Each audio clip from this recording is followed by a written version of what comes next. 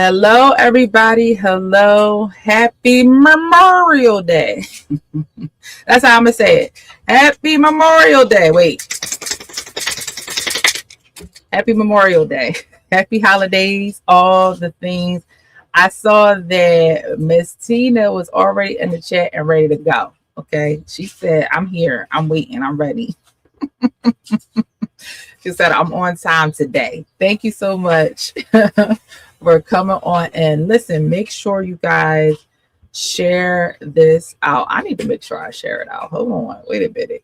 Because I did get some input on tonight's questions, because I want to always make sure that what I'm saying is pertinent to what we need to talk about on today's discussion, which I'm going to get into. If you did not know, it is Mental Health Awareness Month. Okay, so I wanted to close out May. I mean, we're not completely done with May yet. Oh, yeah, this is the last Monday in May. So I did, right? I wanted to close out Monday with this month with talking about this particular subject because it's so important. And as you know, this is honestly me with Coach Steve. And we do the convergence of emotional maturity, spiritual maturity, and a huge part of that is absolutely mental health. Is absolutely that. Giving you the tools. How do we biblically apply dealing with our emotions, dealing with all of these things that's going on in our mental space, in our soul. And because I think a lot of times it's not always... it's always, and we're going to get into this. We're going to get into some of the cliches, just pray more, just do this, just do that. And we wonder why we're still drowning.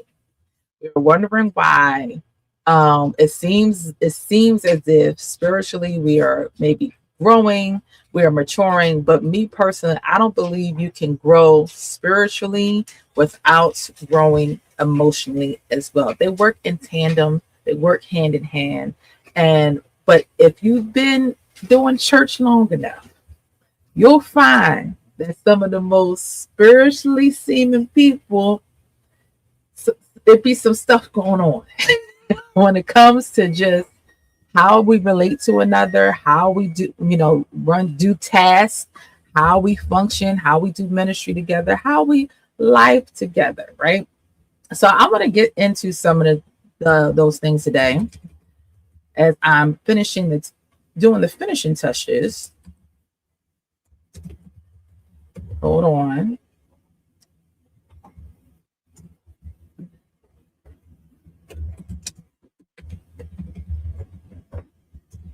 So as we do talk about mental health and how it relates to ministry, how it relates to church, and really getting some idea on how to deal with these things. So without further ado, let me get into my special guest. Okay, let me get into my special guest. If you did not know, we're talking about, can the church handle mental health well? Okay, grace, boundaries, discernment, and healing in church spaces with my special guest, Dr. Newly. Clearly, she defended her dissertation and successfully did it. Newly, Dr. Katrina Edmonds, PhD, LMFT-AS, okay, all the letters, okay, of Be Set Free Counseling Ministry and Education Center. I'm going to quickly read her bio. Let's talk about it. I'm super excited. Dr. Katrina Edmonds is a dedicated scholar practitioner with nearly 25 years now. You will never know it looking at her because she's so young. She looks so cute. Okay. But nearly 25 years of experience in systemic mental health and ministry. Born and raised in Philadelphia, PA, she is the founder of Be Set Free Counseling Ministry and Education Center, serving the greater Philadelphia and South Jersey communities. As an approved clinical supervisor, certified life coach, and university adjunct professor, Dr. Edmonds bridges academic vigor with community care. Her clinical work and research focus on program creation, therapeutic resources, and specialized supervision for marriage and family therapy, MFT. Students, special needs, populations, and faith leaders. Dr. Edmonds earned her PhD in marriage and family therapy from Eastern University. Her pioneering dissertation co-created a conceptual definition of sacrifice for Black Christian clergy, offering a practical framework for establishing sustainable sacrifice in ministry. I wanted to say that slow in the way that I said it because she's fit for the task tonight. She is fit for the task tonight. All right. She is fit for the discussion. Let's be clear. No ifs, ands, buts about it. Okay. She defended her dissertation on this very topic. Let's go. Driven by the belief that walking alongside individuals toward holistic wellness is a sacred honor. Dr. Edmonds advocates for the mental health, spiritual, and systemic health of her community. She is deeply committed to mentoring the next generations of clinicians and helping individuals acknowledge and accept their past so they can inform their present and improve their future. Listen, without further ado, I got my cover. Let's give it up for Dr. Katrina. Hello. I got my clapper. Okay. Come on in. Tell us. Welcome. I'm super excited to have you here. Please, you can fill in any blanks you would like regarding who you are. I know you are married. I know you are a mom. So share that a little bit. Sure. Let's see. This fall, I would have been married 15 years. And known my husband 25 years, and we would have been together 21 years. I have a 9-year-old son. He has autism, so I'm an autism mom, and he is the bestest kid ever. If you've met Josh, you know, it's love it. Awesome. And I am active in ministry. I've been active in ministry in all the churches that I've served in. And to know me is to know the service is one of my love languages. I love to give. I love to serve. To know me is to know that I am truly silly. I love to laugh. I bring laughter into everything that I do, including the therapeutic space and even in the academic space.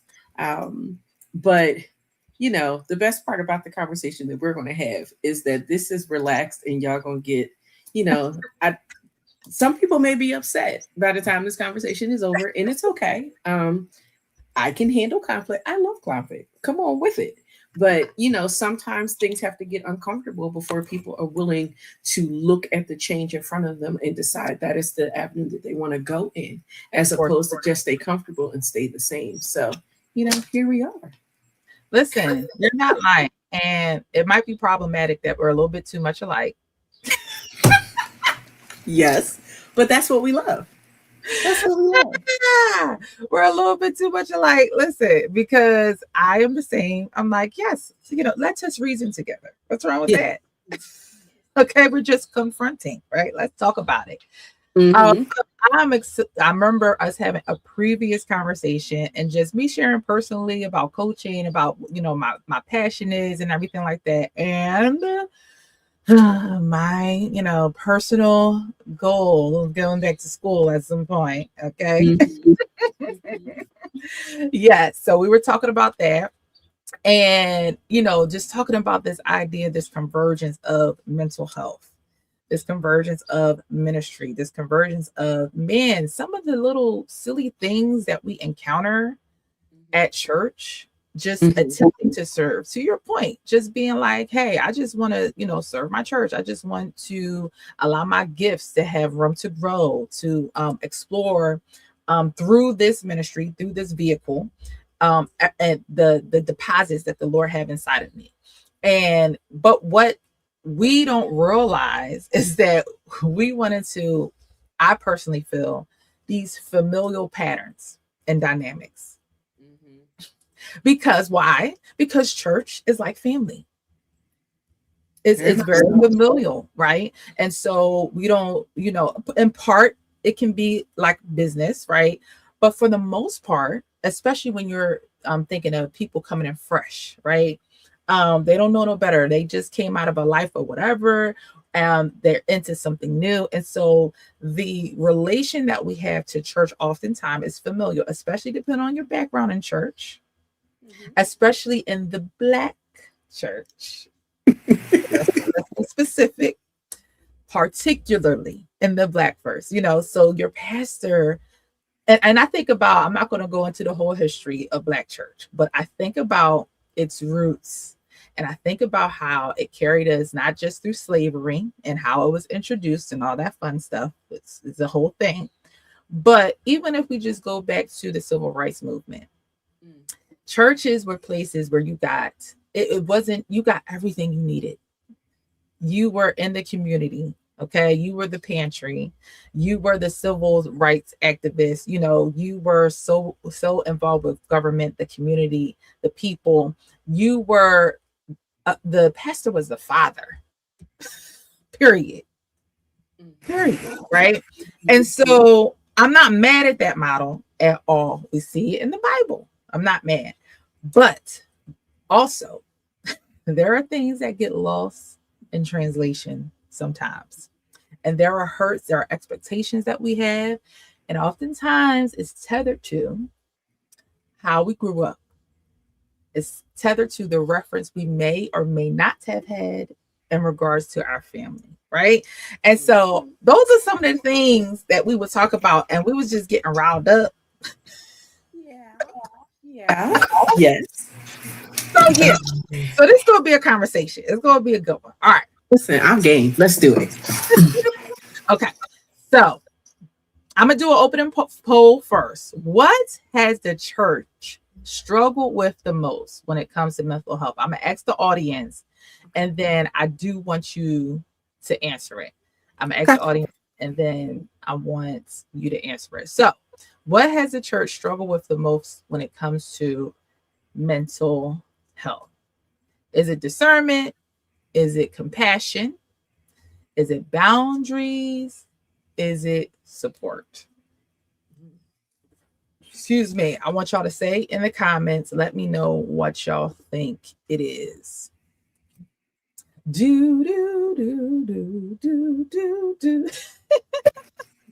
Uh-oh. Miss Tina, she coming in hard. She coming in hot. I love it. She even care about the prompts, Miss Tina. Miss Tina just came in with the left hook. That's good. That's good. Look, lack of support. I like that. And even that's a whole nother thing itself, because what does that mean? Because everybody, so let's touch on that before we start. We're pre-starting right now.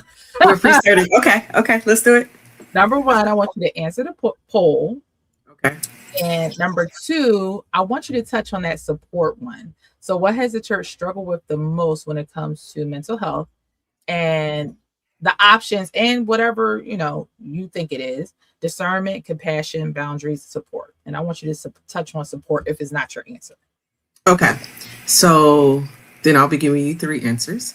Mm-hmm. Of the four choices, I would go with boundaries. Mm-hmm. My personal answer is humanity, in terms of recognizing that we are finite beings, as well as recognizing their own finiteness. Whereas the expectations require people be an infinite resource. And that's not our lot. That's not how. Say it again. Wait, hold on. We are not infinite. We are not infinite beings. We are not.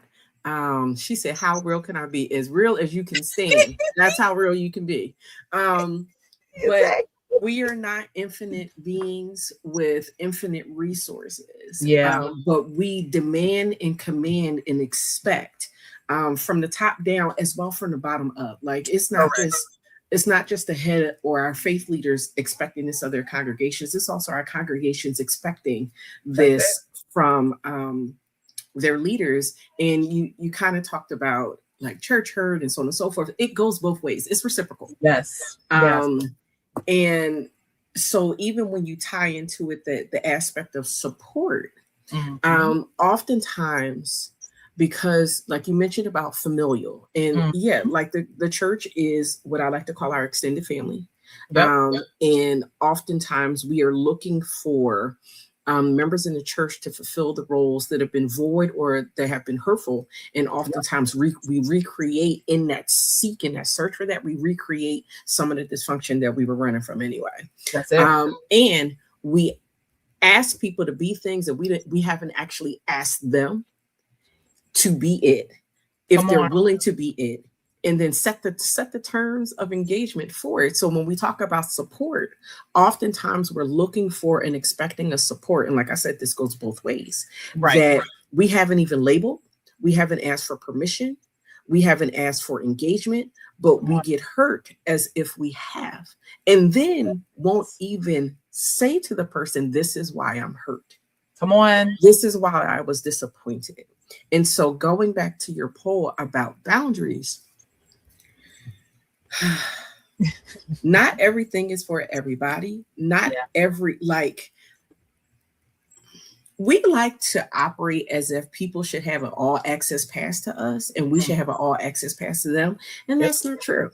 Like, not everybody, the strangers should not have an all access pass like my best friend does. Mm-hmm. They have not put the time in. I don't know their character. I don't know if they can handle that much of me in reverse order. And so when we talk about boundaries have expectations connected to them. And so we'll be expecting a stranger to show up for us the same way we expect our best friend. And the reason why I put it that way is we think that just because somebody is family, that they're going to show up for us like in the best friend level. And that's not true either. Like, family just means that we have blood ties when we're talking about family of origin. And then we have family of choice, which is the people that we have chosen are our sisters, our aunties, our other moms, our other dads, or what have you.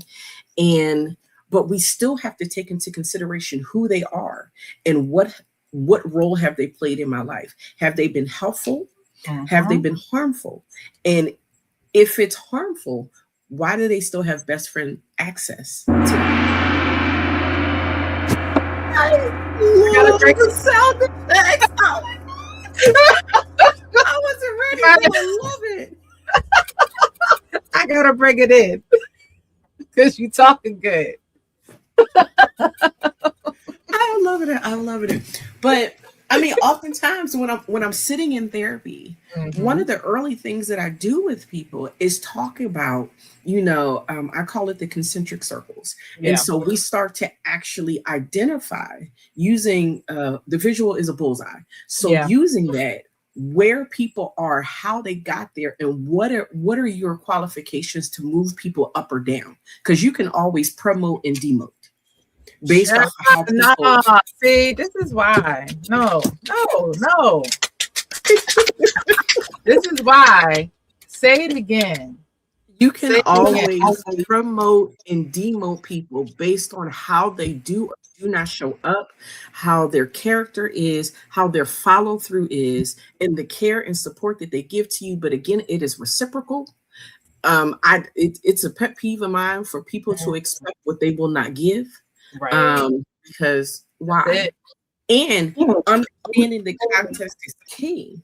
Yeah. So you put that in context. Like, a lot of this requires observation, discernment, but also you have to actually ask and then correct, because people don't come out just knowing how to treat you. And I say all this because when you put this in the context of church, the rules don't change. Yeah. We got to pause right there. Mm-hmm. Why is it, and this is in any relationship, you know what I mean? Especially when you think of relationships being like people having people pleasing tendencies, right? Mm-hmm. It comes up often in church. Mm-hmm. So to your point, I'm new in ministry. I want to serve. This is all I know. Like, I'm excited. I'm on fire. And so you kind of attempt to go with the culture, right? Mm-hmm. And so what is so difficult? Because I'm feeling two things.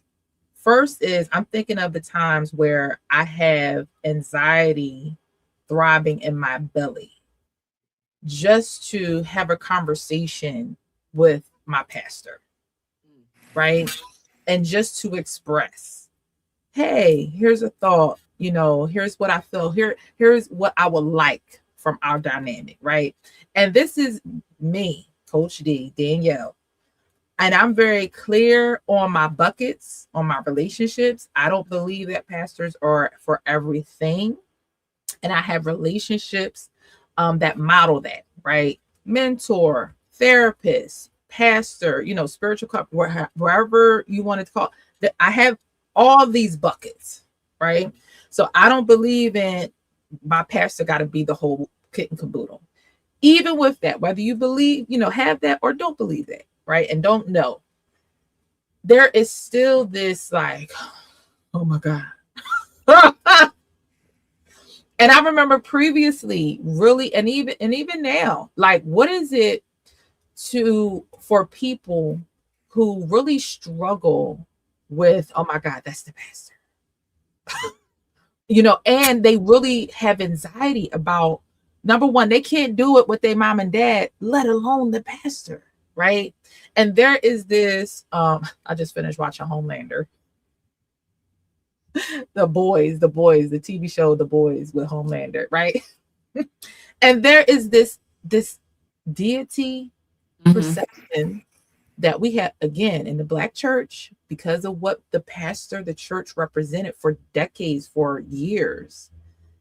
And even for me, who attempts to be sober and do the work and put people in spots, I'm very clear, but also I can still find myself having a physical reaction to needing to have certain conversations or having expectations and all that other stuff. So if you can kind of, my long-winded way of saying, on that, because especially when you roll your position, or even if you're just like, hey, I just need to talk about certain things. What is that, number one? What is that gut reaction that we have? Like, oh my God, I'm scared to ask, have the conversation, the expectations. Okay, so let's start here. Not all anxiety is bad anxiety. Let's start there. So we're going to normalize what it is. So it's a physiological response to our body being put on alert about something. And so sometimes that alert is based in excitement. Sometimes that alert is based off of there's something in your atmosphere that you need to be paying attention to, because it may be harmful. So I think the first thing is not to immediately vilify the body's natural wiring. So when we start to put it in context of the question that you gave, one of the things that I say is, what type of conversation are you having? Is it one where you already have all of these fears associated with the content of what that conversation is? So we start to talk about the modeling that we've gotten. You mentioned about family earlier. In your own family of origin, when there were conversations to be had, were the people that you needed to have the conversations with approachable, or was fear just the thing that you were always going to approach with anyway? Because you think you're going to be shut down, because you think that they're not going to listen. You think it's, or you could have the opposite. It was always a welcoming thing, but it was just hard to go to that person because I have a fear of disappointing that person. Right. Maybe they think that I should already know. Maybe I'm thinking that, this is something that I have to go through on my own. So all of those things are at play. It's never just, this is the only thing. It doesn't work that way. Even me, there are times, and I have a wonderful relationship with my apostle. I can go to him and, we jokingly have things that we call our particular conversations, but he knows the difference between when I'm just talking and when I'm going to say something that, it may be hard to hear. Yeah. But he knows my character well enough to know. There it is. I'm not coming with foolishness. Hold on. Listen. Here on Honestly Me, Coach D, we breathe through stuff. Okay. we have Selah moments. He knows your character well enough. Okay. And with knowing my character, he also knows that I am not afraid of correction. Right. And so with that, it means that even if I came to him with something that was crazy, he already knows. If you need to correct me in the process of this conversation, you have carte blanche to do that. But that's also based on the fact of our relationship.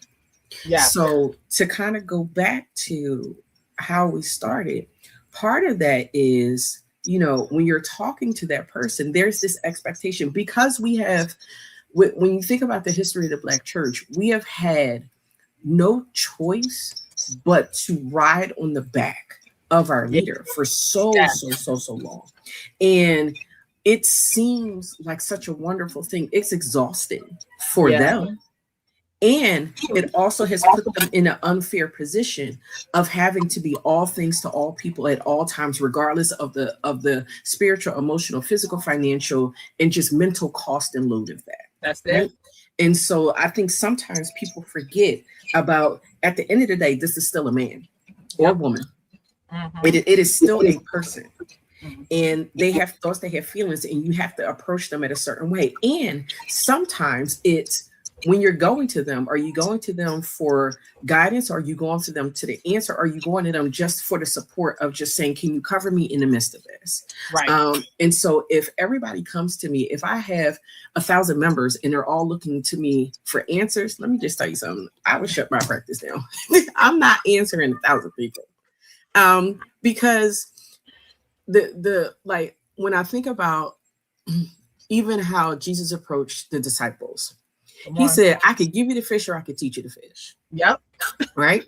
And that's so a lot of times we approach our pastors and our leaders and our apostles as if their job is just to give us the fish. Yep. Not and to your point, his main focus was the 12. Mm-hmm. But the thing is, it was more. It was so much more, but so when we go back to that whole thing about the concentric circles, he had the 3, he had the 12, he had the 70, and then he had the larger ones. I think it was like 3 something and 5 something. So he had the different levels, but he still spoke to the acquaintances and the strangers as well. Sure. Yep, that's it. So like it's understanding what the ask is and why you're going to that person. Nerves are you're never going to get rid of nerves. Right. You're not. But you need to understand what your nerves are trying to tell you. What is the message that your nerves are trying to make? Is it something where you're just like, I'm nervous because I don't know how this is going to be received. I'm nervous because I'm super excited about this. I'm nervous because the topic is super, super weighty. And then once I know what that nervousness is about, it helps me in my approach, because then I can say, this is really hard for me to come to you and say, but I feel because of the trust that I have with you, and you're my spiritual leader and you're my this, I feel like this information is safe with you and you'll help me navigate through this. That's a completely different conversation, and it sets the tone and the stage for what is supposed to happen in that dynamic, as opposed to, oh my God, Pastor, such and such and such and such. Listen, he not moving in with you. She not moving in with you. And that can't be the expectation. They cannot be everything, because then where's the room for Jesus? And I love the way that you're like, recall and pinpoint. Pretty much what I hear you saying is recall and pinpoint how you're used to these type of conversations going. Right. Mm-hmm. So if you, especially again, because we view things as familial, right? I remember a time where, so there was a time in my life where I met Dr. Harold Arnold. Bang, bang. And it's been 10 years. Oh my gosh. I was thinking about that over the weekend. I was like, bro, it'll be 10 years this year that I met him. He came into my life. And one of the things that really helped me with connecting with him, of course, I knew my bishop, you know, who I consider my spiritual father, prior to him, but I didn't know how to get close, right? And I'm also definitely not that person to be up under people. That's just me in general, right? Let me start there. And so at the time at my former church, it was, you know, the others that are my age group, you know, in their 20s, late 20s, early 30s, families. We came in, young family, young marriage, young people. And so the model, some of the modeling that we saw was, sons and daughters, right? Sons and daughters, and they're coming in and they're like, they talking to Bishop all the time and every day and da da da. And so I didn't know, as much as I felt like, hey, this person has that their voices for my life, right? I also was like, I don't know what that looks like to be close. And so as I began to grow, mature, my gifts and my this, and now I'm working in ministry and I'm doing this and I'm doing that, I'm like, to have the harder conversations or to lay out the expectations, I didn't know how to do that. And so I will always have the desire for something that I didn't know how to articulate and was too scared to figure it out until I fully thought it through, because that's also the kind of person I am. And so meeting my mentor, it was like, he's mentoring me. He's helping with our marriage, me and my husband and stuff like that, which was needed. Okay. So needed, such a critical time. I remember going back and listening. I used to record my prayers back in the day. And so I was recording, I had recorded a prayer, and I remember listening to it, not realizing that I had cried out to God saying, God, I need a father. I need a father. Now, I do have, my dad is alive, praise God, amen. But especially at that time, it was a complicated relationship. You know what I mean? If I could push the check on the Facebook, complicated. It was complicated,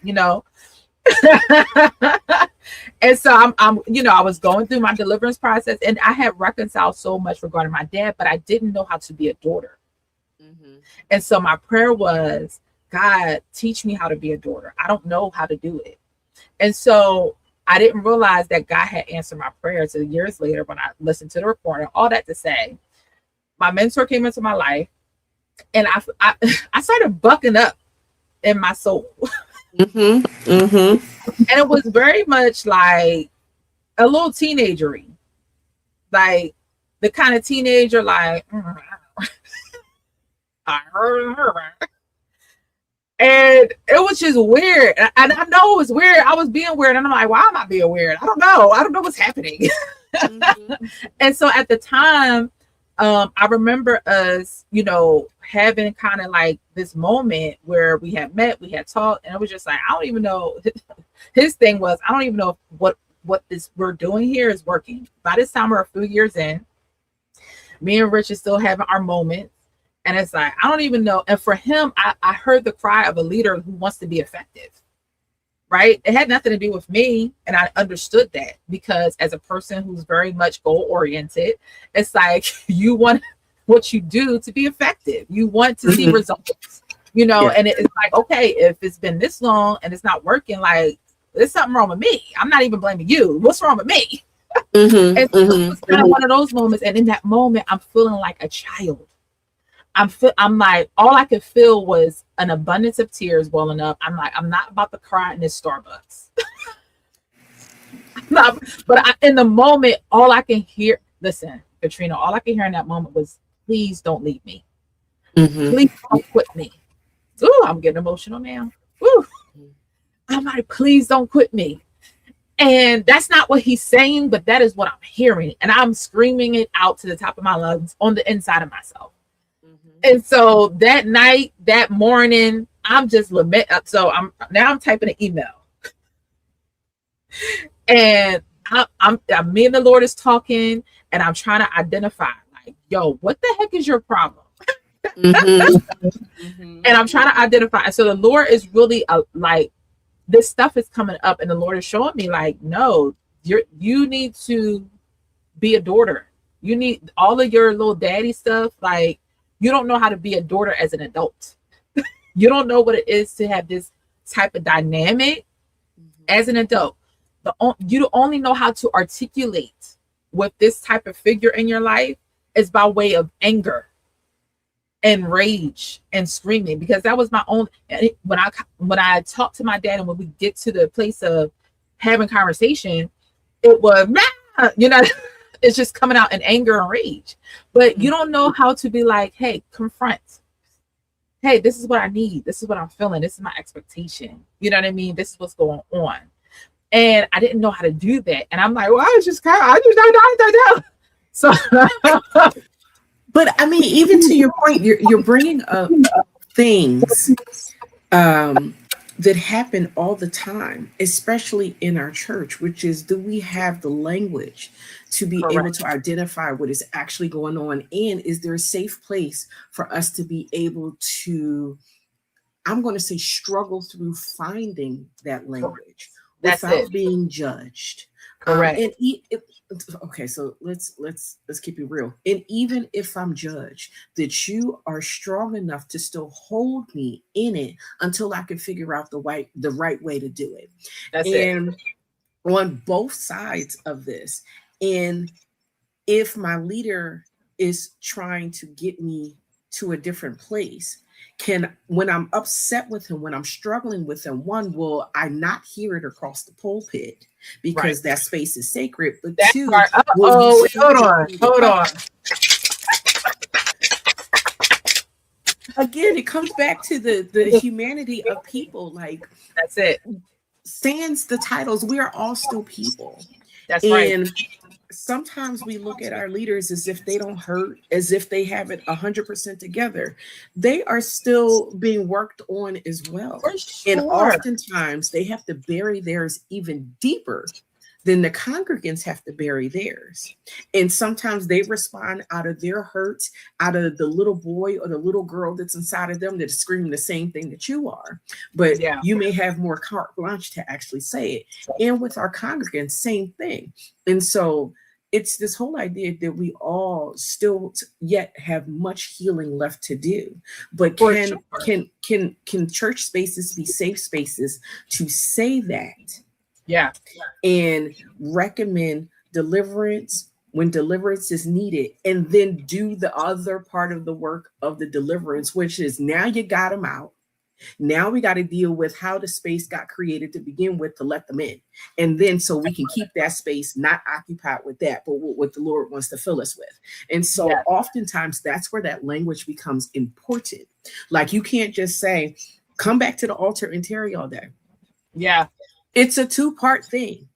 The deliverance is for getting them out. And then there is the support, which often comes in the therapy. And here's my thing with therapy.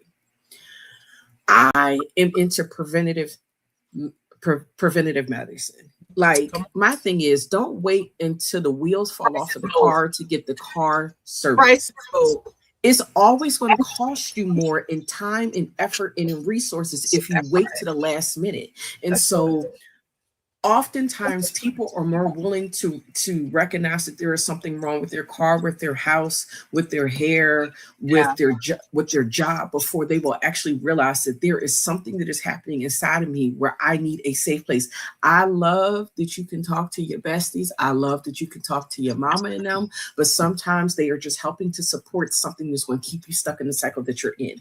There are oftentimes, when I talk about mental health professionals, I'm saying it is a neutral second or third party, depending on if you're coming for a couple of family therapy or just individual therapy. It's a neutral party that's going to help you with the things that are happening in your mind. And you don't have to be all the way thrown off or anything like that. I prefer that you're not that far going when I get to you, although we can come back from the brink. But I prefer that you're somewhere, in the middle or early stages, because then you're a lot more healthier to deal with the things that I'm going to challenge you in anyway. Right. And can actually apply the tools. You can apply the tools, because a lot of therapy is about sitting with the difficult things and also being supported while you practice. Yeah. Yeah. Because you've had all of these years to practice something that is not beneficial for you at this point. Yeah. So you're going to need more time and a safe person in place to learn new tools and practice. The same way when we come to church, we have had a lot of us had these ideas of who God was and what he was supposed to do. And we go to God like he a magic genie. And it's just like, well, God, if you give me, and he's just like, bro, Tell me what scripture says that's who I am. That's not who I am. Like, he already tells you that I'm going to love you, that I've loved you even before I gave you to your parents. Like, I knew you. I formed you. So he already knew all the things that he put inside of you, but then he also has told you that, yeah, you're going to get corrected from me. I correct those that I love. And I'm going to put people in your space and people in your life who are going to support you. They're going to lead you. They're going to guide you. I hold them accountable. I expect greater from them when they do it. And so it's just like, okay, so he's giving you the model of how he works with us as an individual and as the collective. Yeah. Why would you think that it would be any different in these spaces? And, you know, if we pay attention to Jesus, like he wasn't just letting people just do whatever the heck they wanted. He found appropriate ways to confront, but not confront to embarrass. It was to confront, to begin to correct and confront so that they still feel like they can come. Like, even when we talk about like Mary Magdalene, first of all, he didn't agree with how they came for her. It's not that he didn't know what she did. He didn't put her on blast. He was just like, I mean, okay. And what did you do? Because just as guilty as you are of sinning, so is she. However, I'm going to extend grace to her. And where in the equation have you forgotten about grace? Okay, so now that I've extended grace, now that she knows that I've forgiven her for that, now I have to teach her how to live her life going forward. And so what you start to see is, dude, she's the one that found out that he was alive, the first one.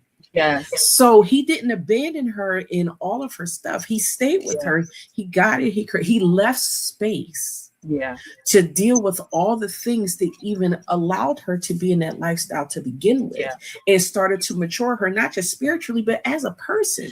And can we stop right there? Go ahead. Because here's often what I see when we're talking about, can church handle mental health? Can church handle these things? What I'm hearing you say is the model of Jesus met people where they were, as far as in the natural, as far as their soul, as far as their current circumstances, right? What I find at church is that we don't do what the validation. We don't connect with a person's humanity, their condition, right? We just skip over it and slide into the prayer, but the Bible said. How do we get at, how do we get out of the church brain mode, if you of doing the cliche, like, because, and I don't know if it's a skill thing, like, hey, the training aspect needs to be better. I don't know if it's a discernment, like connecting with people, a humanity thing, because to your point, Jesus modeled it. Hey, I know what you're going through. I know exactly what's happening, right? I understand. I get it. I relate. But here, let me show you, let me lead you to this other side, to this revelation, right? That will heal those part of you. How do we help people, whether a leader, whether congregants, be able to just relate as Christians? I don't think we know how to relate to people. Like, just as a human being. This is where the violence comes in. When we talk about that, we've chosen violence. This is where it comes in. All right. So in my head, as you're talking, the answer that I'm giving to you is, this is the scary space where the safe place lives. Yeah. And it means that you have to lead with your humanity. And sometimes that's not clean. Sometimes that's not pretty. It's not dressed up. Like it. We always joke with people. We be like, don't let the smooth outfit and the haircut fool you. You know, right. I still got hands. Like, we say stuff like that. We like, but we have gotten so good at cleaning it up on the outside, thinking that what we do on the outside makes up for the work we have or have not done on the inside. Yeah. And so that's part of it, is that I have this conversation with people. You could have the Bible, like the actual verses, committed to memory, front to back. But if you don't understand the spirit by which he's giving you this information, if you don't understand his love letter to us, and if you don't understand his heart, then it's pretty words. Yeah. And so at the end of the day, when our church folks are addressing people, do they see you or do they see the heart of the Lord? Yeah. And so what you're talking about in terms of, you know, the humanity and meeting people where they are, he was the word, but that's not how he came at people. Yeah. He taught them as he cared for them, because you already know, like if you do any type of like ministry outside of the four walls, or if you're doing anything like evangelism, what have you, especially if you're going to those that have issues with addiction, DV, homelessness. First of all, what's the first thing that they tell you? Don't just walk up on them praying to them. They're not going to receive your prayer if that's the first thing that you lead with. You need to lead with the fact that you see a human in front of you that has a struggle. What are you going to do to address the struggle? And then once you begin to address the struggle, there is a rapport built between the two of you. So then you can begin to address their soul care as well. Meet their natural so that you have the platform to address the other part. And I think a lot of times, especially when we expect people to come into our churches and get with the program. Yeah, that's it. And I'm just like, wait. How? They came in with a broken leg. Why you want them to start jumping double just immediately? Like that's not how that works. But it's safer for us, the congregants, and for us, the leaders, to just jump there, because most people don't like the messy stuff, right? And so a simple way that I think about it in my head is to ask people, do you want tradition or do you want transformation? Yeah. And so if we are, and I'm not talking about, I'm not talking about decency and order. That's a different conversation. Yeah. I'm talking about tradition. Like it's this is how we are, and you just need to fall in line and clean all that stuff up, put it away, put a suit on it, and this is what it is. And unfortunately, there's a lot of our congregants that have been brought up in here's your box, get in it. Yeah.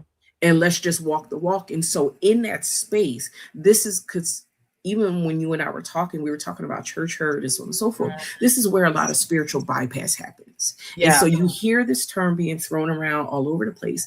And it's the place where we learn how to spiritualize everything, over spiritualize everything. And that I was watching this young therapist on, he looks young. He might be older. I don't think he's older than me. But he was on there. He was talking about spiritual bypass, and he was talking about it correctly.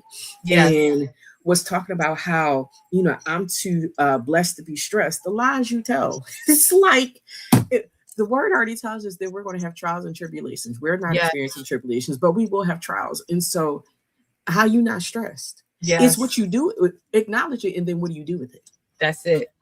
And can I have a real conversation? Like, it is hard for me to trust you with my spiritual guidance, but I can't be authentically me. Because how do you address that so that you can help me mature, to give me the proper tools to mature? And so, for instance, we look at Peter. He got tested so that he could keep growing in maturity to get to where the Lord needed him to be. He didn't tell him from jump that he was going to be the rock. He went through a couple of trials and tests to get there, to begin to stretch him. But he saw where they were, and he allowed them to talk about it. It was just like, well, no, Peter, you such a. But even beyond that, the Lord being perfect in everything, he said that he was going to take on and learn everything about us, to have the experience so that he could do what he needed to do for us. So that when he died for us, it was once and for all. And so I look at him and I'm just like, he showed us what it was to be sad, to be grief-stricken, to be heartbroken, to feel like people are misconceiving or misconstruing his words, to be depressed, to be anxious, all of that.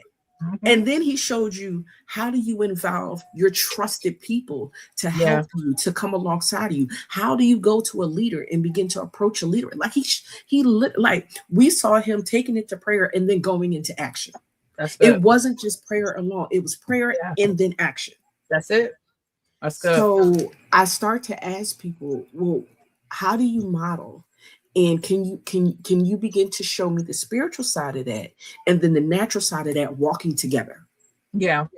That's what I want to see. And I think we're getting to this place where if you don't teach the people, they will go seek it somewhere else. And that's where people get in trouble, because you don't know from what source they're getting their information. Right. And you may have some mixing going on, which means you'll probably have a larger mess on your hands. And Correct. so it is better that they're getting that type of empathy. Yeah. Empathy doesn't mean weakness. Right. It does That's not it. mean weakness. And it And doesn't so- mean I agree with what you did. Right, because acknowledgement is not agreement, and Right. I think that's one of the things that is missing a lot in the church spaces is I can acknowledge the fact that you're screaming for help, but I don't have to agree with what you did while you were screaming. That's And right. so my correction is going to come with what you actually did, but I'm going to acknowledge that you need me to support you in a whole different way. That's it. And if we have a relationship that is not just title and not just peripheral, but if we actually have a relationship, and again, it's reciprocal. A leader shouldn't have to force himself or herself to be in relationship with you, and you shouldn't have to force that. It takes something from both parties. I want to, because I want to make sure I'm tying this into just mental health, leadership, how we helping the people. To that point of validating, of acknowledgement. Yes, sin is bad. We know that. We know there are things you're not supposed to do. Okay, praise God. You need to do better with, and this is what I do. And any of my mentees, if they fall short, I'm not beating you up over the act. I'm beating you up over the steps there. Okay. Because, and this is where we have to be better about how to disciple people, right? Because you can say all day long this sin is bad, but we have to do better with walking people through it. Your drawers can't fall off. Okay. They can't. It actually takes a lot more work to start taking things and moving parts into each other than we realize. It's many more things to do, right? It's a lot more. Yeah. And so we can't, I stumped. No. Okay. And so I like to walk people through each decision. Whatever a man thinketh. Okay. We gotta go with the thought. What was you thinking? With each step? Because there were several steps before the fall. There were several steps before whatever happened. There were several steps. Okay. And it always reverts back to spiritual disciplines fell short, right? Hey, I ignored the warnings. I ignored the signs. I ignored listening to myself. I thought more highly of myself than I ought, right? I thought I was strong enough, right? I thought that it wouldn't be a problem. Like, there are so many nuances way before the actual act. And so we'll beat down the act thing, but won't disciple on the in between. So you're talking about something so near and dear to my heart, which is this is the devil's battlefield. It's his playground. And so we spend so much time on what is tangible or what we can see, and it's just like, don't do that. If we spent more time beginning to help people understand what the thought process sounds like, and the good, the bad, and the ugly, because when you have those thoughts, what is the counter? What does the conversation sound like in your mind? Come on. And whose voice is it? Come on. What has influenced that voice? Where did Yep. it come from? How does that fit into what your mantras were in your family? Like, for instance, telling somebody, I just need you not, as you said it, have your drawers fall off, or telling somebody not to have sex. Okay, so in that person's family of origin, what what is celibacy Yeah, synonymous with? that's part.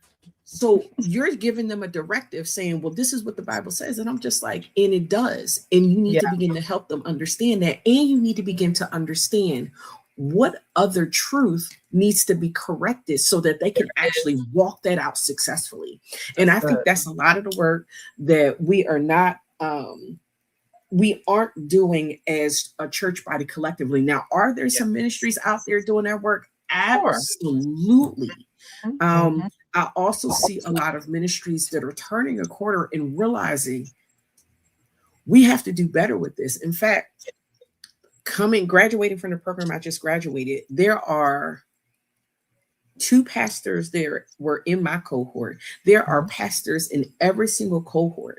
And so there are groupings of pastors starting, and I say pastors collectively, Yeah. that are starting to understand that, you know, pastoral care that I learned in seminary or learned at theology school just gave me the surface, but I Yeah. need to get more education and more experience to understand what are the deep down mental health and emotional struggles that my congregants are having, so that I am better equipped to meet not only just me personally help them, but also to equip my leaders to be able to recognize it. Like something simple like this. Yeah. And it's a running joke with me at church. I am a hugger. However, if you were to ask anybody in my church when they first meet me, the Right. first thing I say to them is, I am a hugger. May I hug you? That's it. And people are taken aback by that question. Yeah. And it's because we just think because people walk in the door, we should be able to hug everybody because Oh, no, that's our touching tradition everywhere. Yeah. Yeah. and Yeah. Yeah. culture. And I'm like, y'all have to understand that people's trauma does not stop just because they stepped foot in the parking lot. Yeah. And if you are attuned to the fact that something as simple as me asking that says that I respect you as a person, where you have a right to let me know if it is okay to touch you or if I need to love you from afar. And if I get an answer like that that says, I prefer not to hug, every time I see that person or those people, because several, I ask permission. Yep. Because I want you to know that you always have the ability to tell me no, and I don't think anything bad about you. I want to respect that this is your space, and we can grow together this way. And you may just be uncomfortable with this. I don't know your background. Honestly, at this point, unless you give me access there, I don't need to know that, but I will respect your space. And my love for you is no less. Yeah. And so I've found ways to make sure that people feel like they belong and acknowledge and feel the love, even without doing the traditional cliche, let me give you a church hug. And if more ministries actually took the time to just ask a question like that, is it okay that I shake your hand? Is it okay that I hug you? Or do you prefer me just to say greetings to you with my words? Yeah. I love That that. goes a long way. I love that. I wanted so it's so much. I want to try to get to some practical questions. Listen, I'm here. I'm here. Whatever, All right. whatever you got. So let's try to touch on some of the taboo things, right?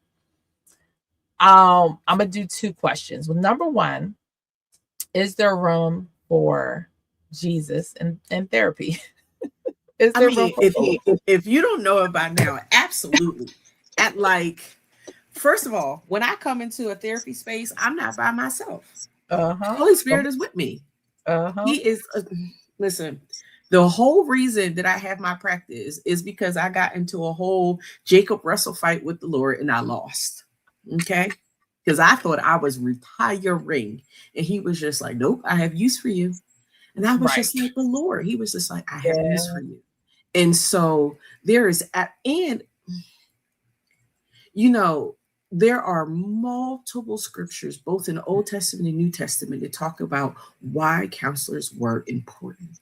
Yeah. Why elders, trusted elders in that way, were important.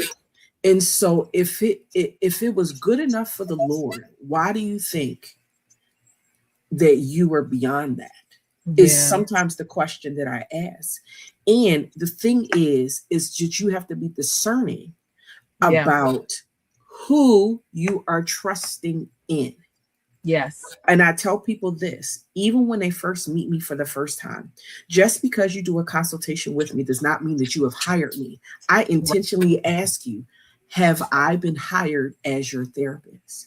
Because you may like me, but feel like I'm not the right one for the job. And I'm not offended by that, because you need to trust the person that is going to walk alongside with you through your pain.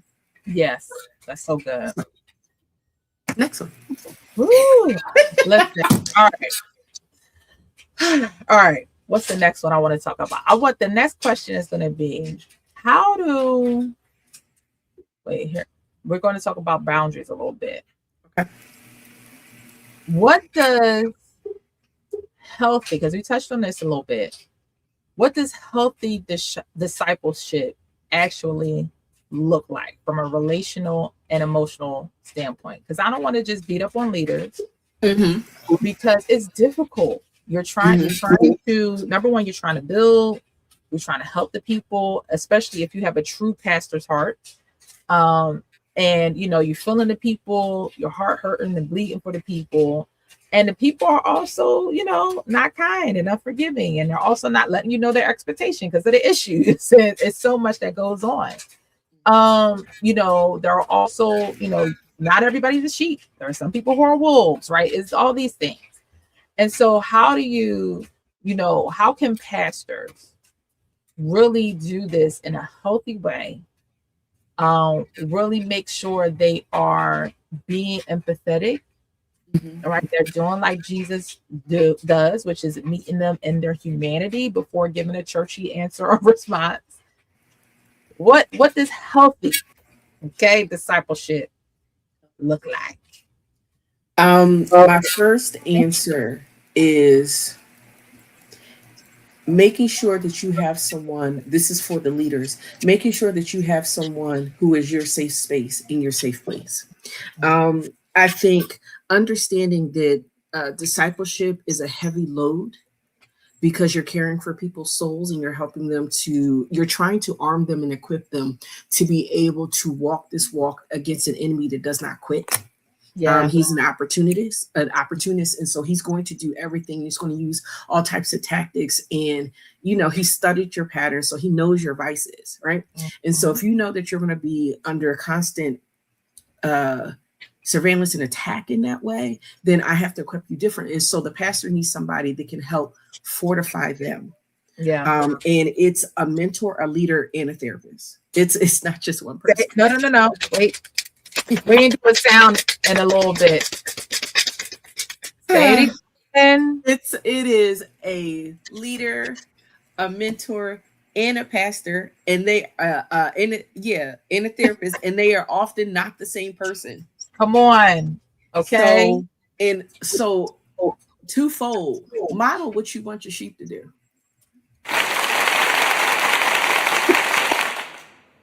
Okay. Just model it. So I think, and that's partly so they can handle what they are about to get into. Like I tell on the flip side, I tell my students, my interns would tell you that I come with fire. And usually within 3 weeks of meeting me, I'm like, do you have a therapist? Yes. I want you to have an appointment by next week. Because if you think you're going to do this work without it impacting you, you are surely mistaken. That's it. So part of the healthy boundaries for discipleship is one, knowing that, so that you can actually handle what you're going to encounter. It's not an if, it is a when, right? So understanding that. The next thing that I would actually say to my leaders is, what is your goal? And when I say that, it's like, okay, do you recognize that everybody's hunger is at different places, and so people are going to move at different quips.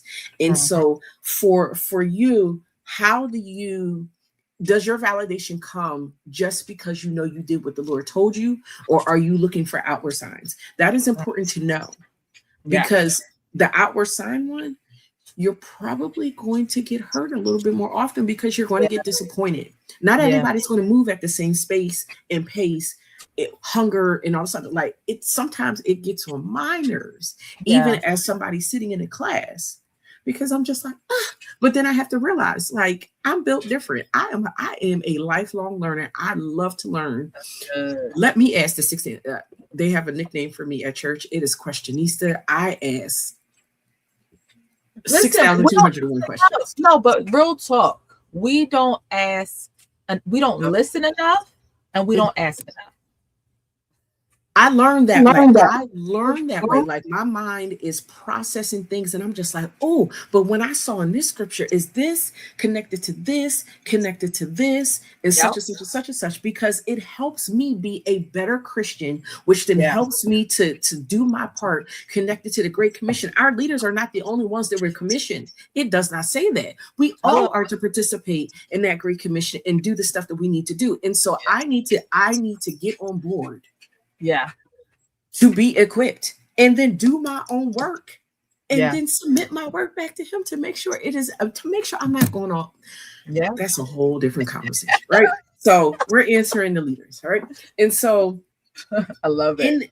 In the span of the boundaries, when you understand your goal, then it helps you understand, okay, is it that I have a core group that I'm pouring everything into, and then I have the group that I am giving, here's some of the topical things, and this is what you can handle. And so now we're talking about, as I said earlier, with those concentric circles, is how, when I look at the multitude, they all can't handle everything the same way.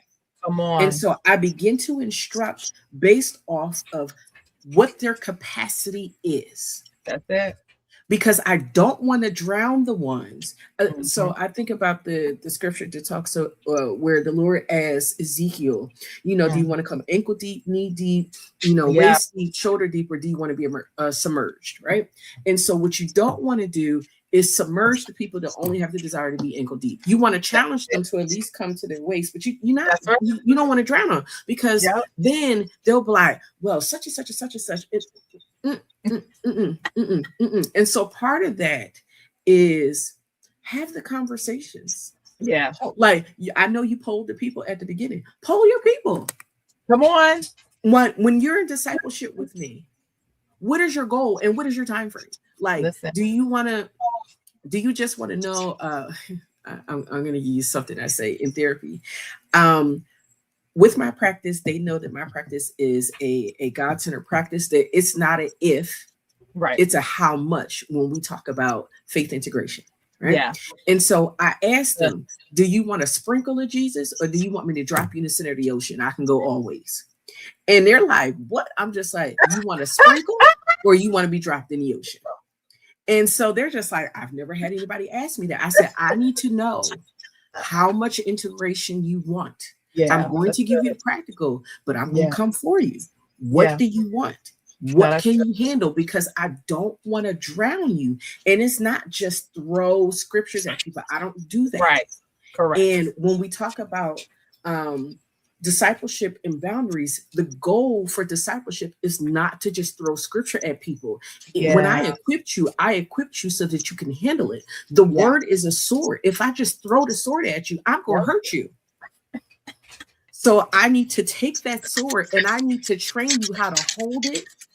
That's part one. Here is a sword. There's a correct way to hold it and use it. Then I need to begin to sharpen your skill so that you become a wonderful swordsman. That's what the discipleship process is. But not everybody is willing to pick up the weight of that sword and then learn how to properly use it. Some people just want the sword in their space. And so you disciple them differently. And so for my leaders, when we talk about boundaries, it's understanding who wants to do what. And it's not that you leave people behind. You still give them that thing. It's happening anyway. Like the formal traditional way is, we're going to preach this good here word on Sunday. And we have the expectation that people are going to take this word home and chew on it. And learn for themselves. And they're going to read this again. But the truth of the matter is, what's the percentage? That's really good. God, I don't even know what the full percentage is. It's gotta be 0.001. It's like you look at that and it, I would say, I'm not knocking it, but that would be a lie. I am, because you have a weapon at your disposal, and you good with leaving it in the sheath on the ground. Oh, Jesus, you ain't lying. And thank you, 2%, love it. Yes. So she being gracious, 2%. I'm like, okay.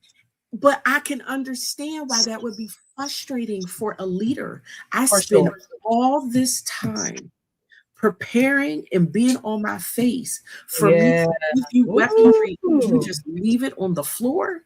My God. And then understand that I can't come back to the pulpit the next week and be hot to death because y'all the same where y'all were 6 months ago. Yeah, or have the same word. Don't come back preaching the same sermon. Oh my gosh. So I can feel their frustration, and then that's what I come back to. Are you doing what the Lord said? And is that where your validation comes? Are you looking for the validation of men? It's not. I'm not going to knock you, because it feels great when you know people are getting it. Yeah, for sure. But if you were doing what he told you to do, according to your yes to him, that's it. He gonna deal with me. I always say, I'm gonna say two things. Number one, this is for an audience of one. It's an audience of one. Whatever I do, when people ask, how do you do? I'm remembering that whatever God is calling me to do, I'm doing it for an audience of one. Yes, it is. Number two is for the people. Right? So yes, for sure. Like I believe God is going to give me something for the people, right? But understanding that the audience is truly the audience of one, that he has to be pleased, right? The other thing is that people receive and hear things from what you say. However, the Holy Spirit gives it to them. Mm-hmm. There's plenty of things I know I've said to people, and they had a whole takeaway, and I'm like, okay. You be like, you think praise God. And sometimes it's not what you say. For sure. There are people that observe you. Yes. And you're like, my apostle always talks about that your walk speaks for you. Mm-hmm. Like people are paying attention to how you are. So we talked about character earlier on. Yeah. Right? And so character is also in that boundaries. Like, are you consistent in your presentation? Uh-oh. Don't. Wait, hold on. Now I got to get a sound effect. So it's, are you consistent in your presentation? Are you approachable? Like, it is hard to be corrected by people that are not approachable. Like, how you going to correct me and you seem to struggle with the same issue? Like it. And that's for anybody. This ain't just for a leader. It is just for leaders. This because is all the way around. We rely, and I believe that the model that we have, particularly in Black church, is way too reliant on leadership in general. Whether you have your one leader, your main pastor, and there's a team of leaders, or I believe we are supposed to equip the body for the body to do. Right? If you are a gift to the body, a leader in the body, you equip the members for the members to be membering. Right? We equip the members not just to be members, but we equip the members to be able to go out and make more disciples. Like, the point of church is not to just sit in the pew. It's not. You see it, right? You see.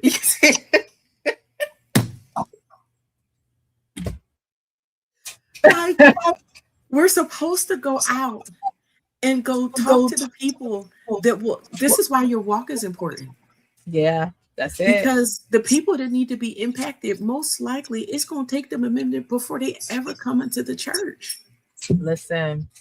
So even when we talk about habits take 21 days to form. Come on.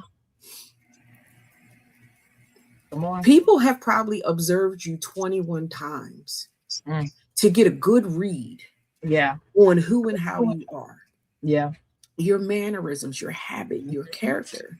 And so if you are a walking, talking representation of who the word is. And consistent. That's oh God. Like I could what message have you delivered? Like I ask people, it's just like, okay, so if they hate this question.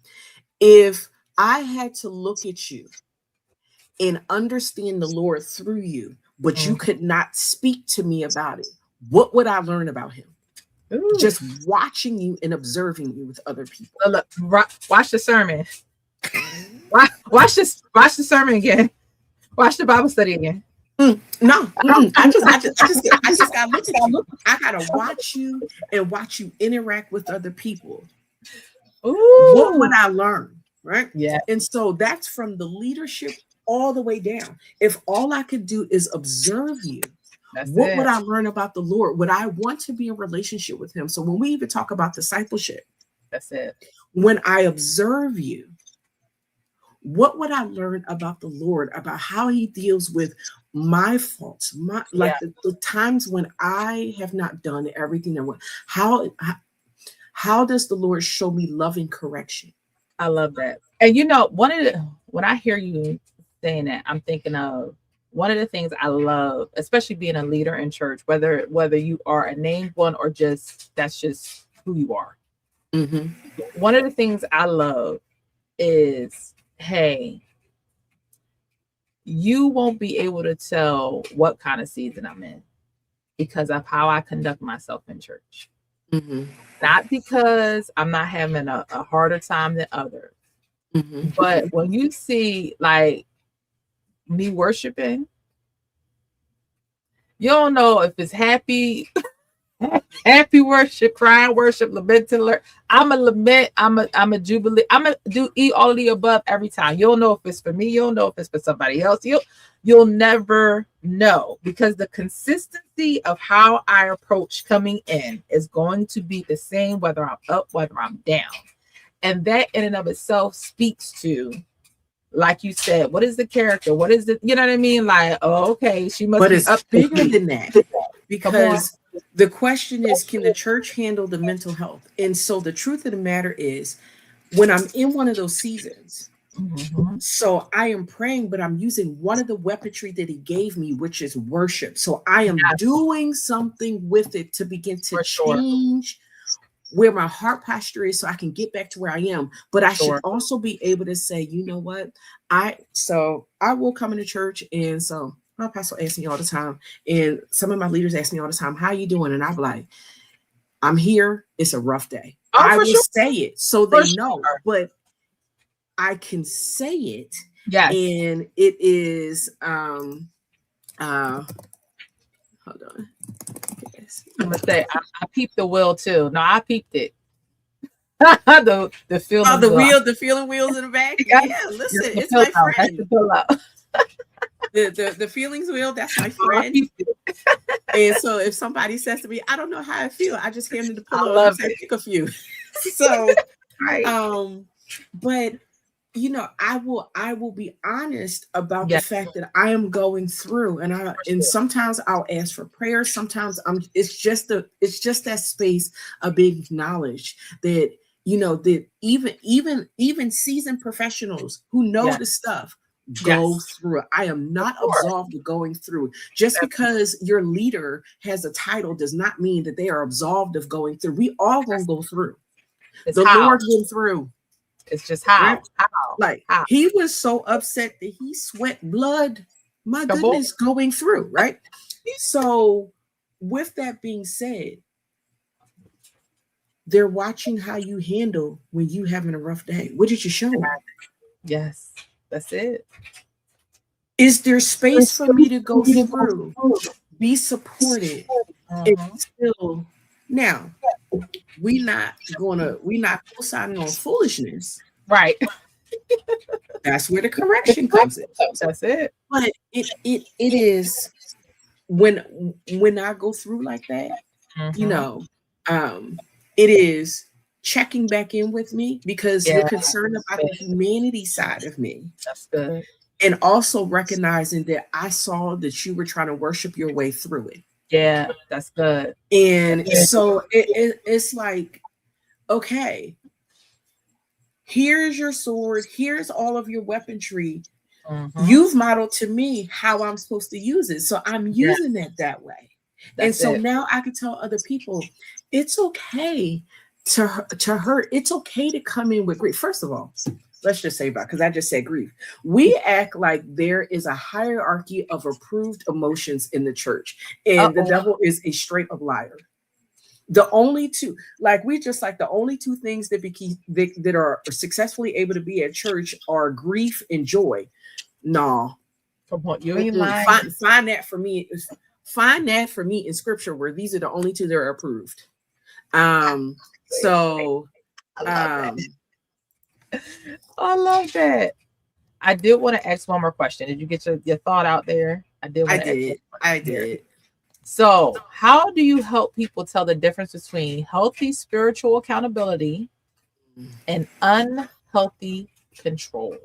This is on the church hurt bandwagon when they were serving, especially again, Black church in the the denomination he was in. I served my man and woman of God. I did what I was supposed to do. But we hear about people getting taken advantage of, right? And I certainly disconnected to some of the deficiencies in our soul, how we, want to feel validated. We want that mother, that father figure in our lives and stuff. And so we're like, oh, is this how it's supposed to go? And we find ourselves in some precarious situations. Okay. So how do we help people to discern between the spiritual accountability and unhealthy control? I'm going to repeat something that has been said to me a lot from my leader and even in just observation. The ask, who does it point you back to? The person or to the Lord? So good. And the reason why it's important to ask that is people say that they do things in the name of the Lord all the time, but some of the ways in which they conduct themselves is counter who he is and how he operates. And so it's very, very hard to believe that some of the directives that are given that are counter to his countenance and counter to his spirit and counter to his attributes came from him. And so at that point, I understand that I am placating to your wishes, wants, and desires, not his. And so at that point, I have a right to decline. And then I need to go, first of all, I need to go into prayer and ask the Lord what I'm doing anyway. And what is the purpose behind my serve? How am I supposed to serve this person? My pastor would laugh if with this, but I do a check-in with him every year. Because of how I serve him in particularly. It's just, okay, let's talk about this. Let's talk about the past year. What has helped? What has not been helpful? How can I improve X, Y, and Z? And then the onus is on me to continue to stay before the Lord and ask, am I to continue to occupy this position? How do you want me to help going forward in how I serve and so on and so forth? And if there are ways in which I am moving that I am not supposed to move, please show me, and then show me how to have that, prepare the opportunity for me to have that conversation so that correction can come on both sides, so that I'm doing everything and I'm serving within the lane that you have given me to operate in. Absolutely. I And agree. so I think a lot of people have the desire to just give and do, but Mhm. they ain't ask questions about how I'm supposed to give. Yeah. What does giving look like from your directive, not Yeah. from man's directive? Like, Mhm. so those things are Yeah. what's important. And so that would be the shortest answer Yeah. that I could give. I think. I'm a add on to Mhm. what you said earlier, which if you're having physiological responses in your body, Mm. Yeah. to check in, right? Mhm. Because to your point, what is your body? What's alarms are firing off? Why is your body responding the way that it is? The questions that come. So we're so quick to dismiss Mhm. ourselves, right? Especially if we're not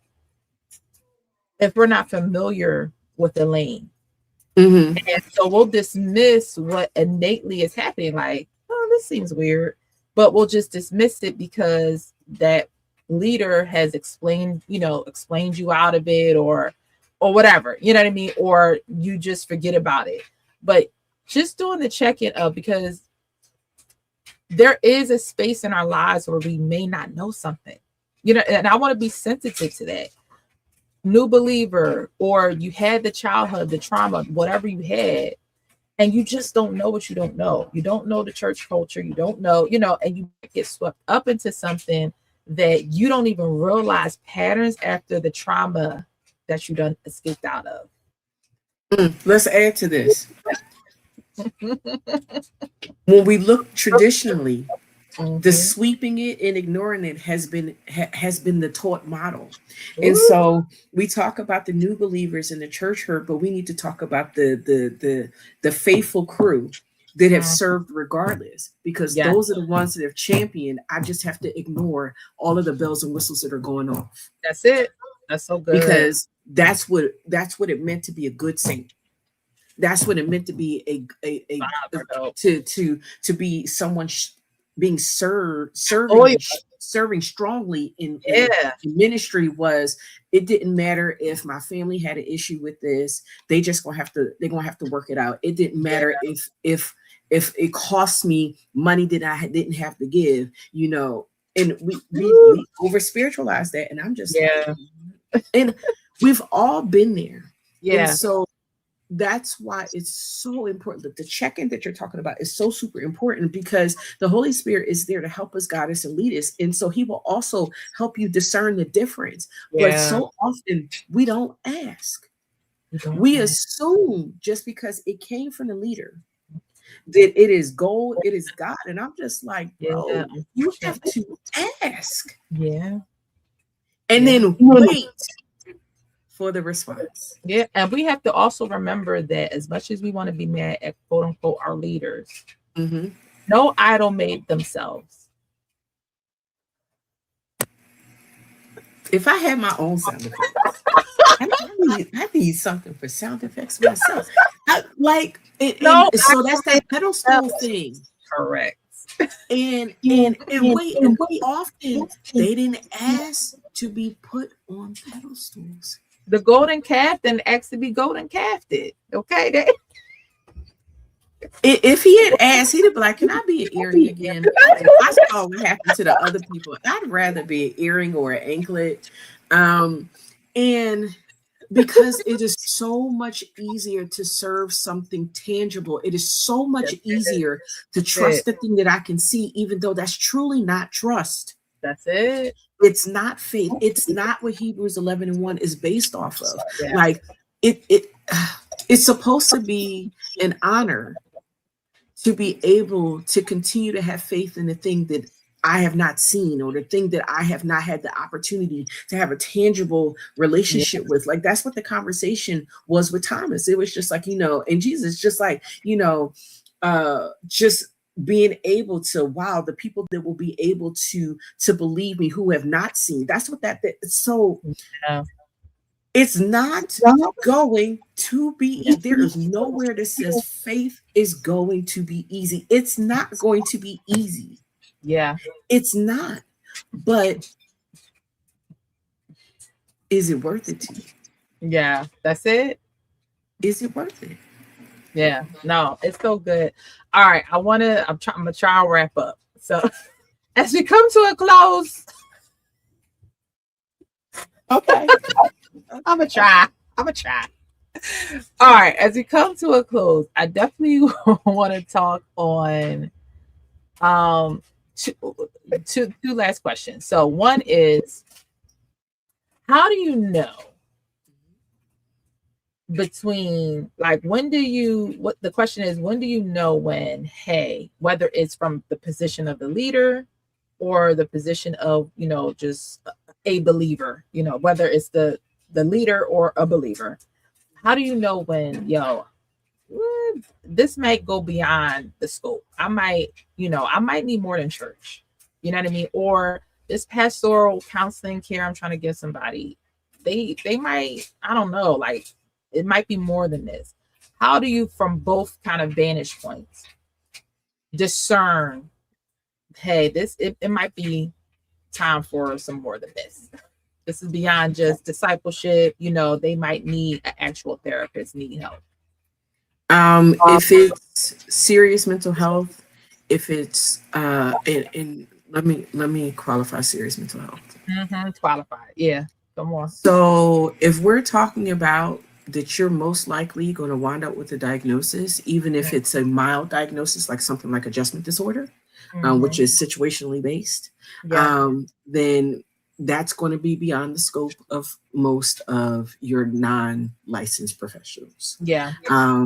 And so, for instance, you read in my bio that I am a certified life coach, mentor, and therapist. My life coaches can work alongside of me. So they can handle a lot of the, like, for instance, let's say we are talking about depression. And so part of one of the things that has happened regarding depression is that your house has become in disarray. Your life coach can begin to work with you to lay out steps so that you can begin to get your house back in order. That's good. Working concurrently with me to be able to address the deeper mental health issues so that they can even take the steps to do what you're asking. Where people get into trouble, people meaning non-licensed mental health professionals get into trouble, is that we think that it's all just words. And so I like to tell people this.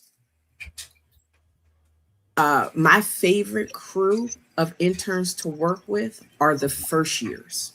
And most mental health therapy type programs are 2 years. Some allow for them to start doing work with clients their first year. Some they don't get to do it to their second year. Whenever they start working with clients, then I get them. It's fun, right? So they have been learning theory for a while. Right. And I'm going to tell you, it's not until about 6 to 8 months of working with clients. With weekly supervision and still actively learning theory that it starts to click and they're actually doing clinically sound work. So when you put that into perspective, it starts to make you wonder, is it just words? And I ask people all the time, do you understand what's like, because, people are just like, well, just do this. Do you understand the mechanism behind the intervention that you're even giving to somebody? How do you know that it worked? Come on. How do you know what part of it worked? Can you replicate it? Because that person is looking at you as the expert that when I apply this, this is going to work. And this is how people get hurt. And so what I suggest to pastors is, if you don't have the expertise. And even with that, there's a difference between pastoral care, pastoral counseling, and mental health counseling. It is a difference in training, the length of training, and the specialty of training.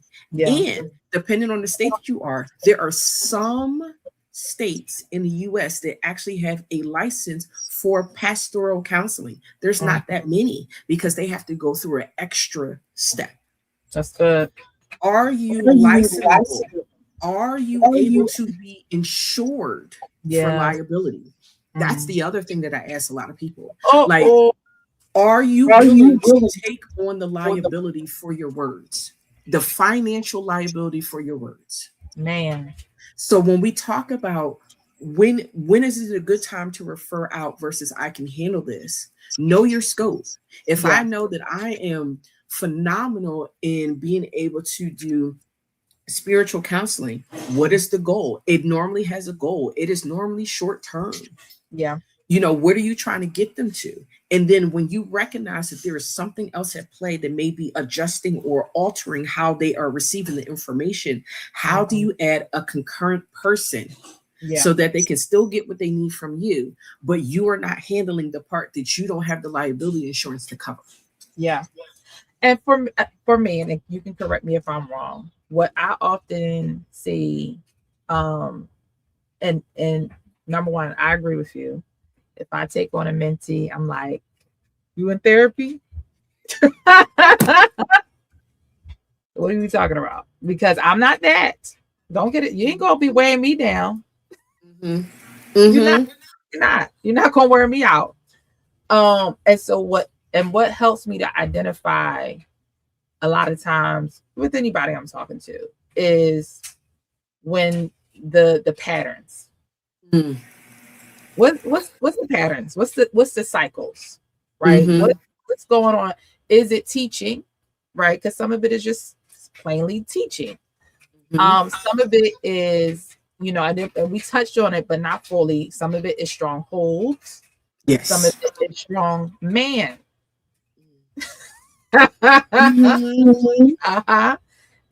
So it's like, what's going on if I can now see you within a season, some seasons? What's the jargon? Okay, when you're stressed, what's going on? Okay, we conquered it before, but we didn't quite like. So I start looking at the patterns, the holes, and stuff like that, where it's just like, oh, you keep repeating like your past. You keep referring to this relationship, and you keep repeating it like it happened yesterday. When I start seeing those little holes and those things, it's like, yeah, you may need to talk to somebody. You may need to work through that because you're progressing, but then you're reverting because you're tethered to some stuff that you ain't fully break out of, right? And so I start noticing those kind of gaps, those kind of patterns, and I'm like, yeah, nah. Because guess what? That's what motivated me to get into therapy. And this is after I did the trauma work, right? This is, years after I did like that trauma, initial kind of childhood, all that stuff. I worked through that. Okay, we out of the daddy issues woods, we're out of the mommy issues, we out of those things. But I wasn't in crisis mode, like you were saying earlier. But I was like, hey, I need progression. I need something that's going to help me be able to do better, right? And I feel like for what is ahead of me, I need to start working on some things and through some things to tighten up. For me, I need to tighten up on my emotional capacity. I need to tighten up. Okay, it's progress is better, praise God. And also. And also,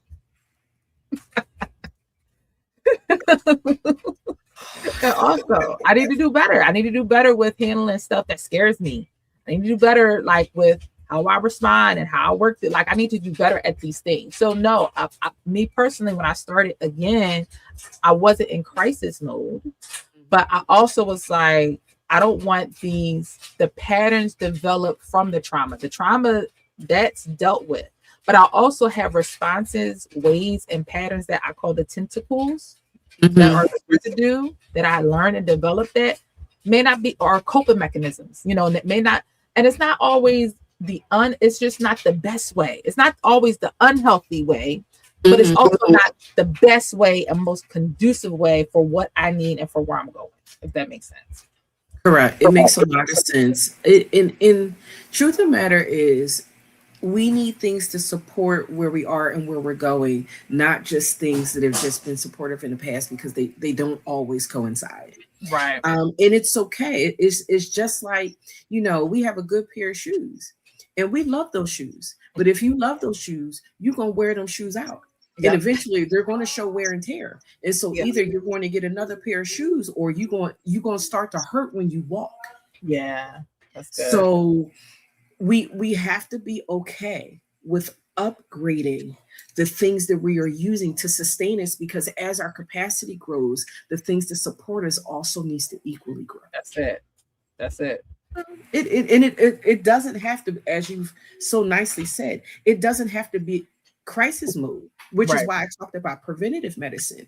Go ahead and learn the things that is going to help support you as you are growing, as opposed to waiting until the bottom falls out and you can't even focus on that. You're on the other part of this and you're just like, oh my God. And it's just like, okay, let's breathe.